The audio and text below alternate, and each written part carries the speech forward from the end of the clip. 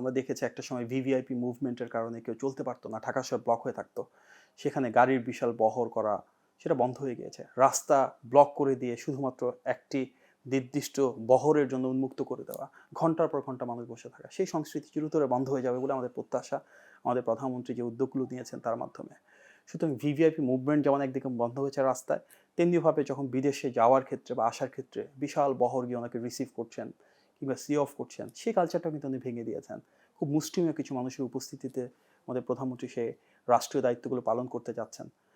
এর পাশাপাশি আমরা দেখেছি কীভাবে কৃচ্ছ্রতা সাধন তিনি নিজে করছেন বিদ্যুতের ব্যবহার কমানোর মাধ্যমে, যে কোনো বিষয়ে সরাসরি সম্পৃক্ত হওয়ার মাধ্যমে সমাধানের রুট বা মূল ভিত্তিতে উনি চলে যেতে যাচ্ছেন। আমরা দেখেছি একটা বড় বিতর্কিত বিষয় ছিল, যারা সংসদ সদস্য তারা প্লট পান, গাড়ি পান রাষ্ট্রের অর্থে, সেগুলো নিয়ে অনেক সময় বাণিজ্য ঘটতো। এটা কেউ কখনো চিন্তা করেনি যে কোনো একজন প্রধানমন্ত্রী এসে স্বপ্রণোদিত হয়ে এই সিস্টেমটা অফ করে দেবেন এবং কোনো সংসদ সদস্য এই সুবিধাটুকু নেবেন না।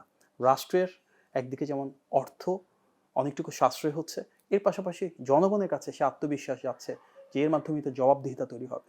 যে সমতার কথা আমরা বলি, যে বৈষম্যহীন বাংলাদেশের কথা আমরা বলি, সেখানে তো রাষ্ট্রের এই অযাচিত সুযোগ সুবিধা একজন সংসদ সদস্য না পেলেও পায়।